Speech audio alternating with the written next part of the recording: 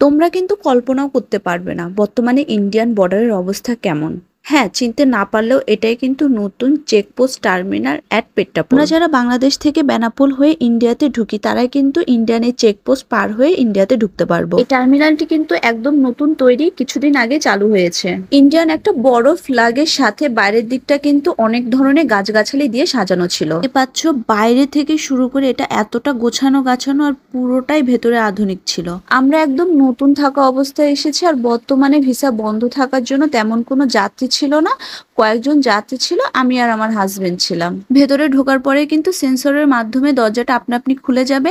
আমরা ঢুকে প্রথমে আমাদের লাগেজ চেকিং এর জন্য চলে আসলাম। এখন আর লাগেজ চেকিং এর জন্য আমাদের লম্বা লাইনে দাঁড়িয়ে থাকতে হবে না, কারণ এখন একটানা দুটো মেশিনের ব্যবস্থা হয়ে গেছে। খুব ঝটপট জলদি আমাদের লাগেজ প্লাস আমাদের বডি চেকিং হয়ে যায়। চেকিং শেষ করে আমরা সামনের দিকে এগিয়ে যাই। চারিদিকটা এত সুন্দর করে সাজানো গোছানো যে তুমি গুলিয়ে ফেলবে এটা এয়ারপোর্ট নাকি ল্যান্ডপোর্ট। একদম সামনে কিন্তু এন্ট্রি ফর্ম পাওয়া যাবে, সেখান থেকে আমি আমার এন্ট্রি ফর্ম নিয়ে পূরণ করতে বসলাম। আর যারা এন্ট্রি ফর্ম পূরণ করতে পারো না তারা কিন্তু এদেরকে তথ্য দিলে তারা পূরণ করে দিবে।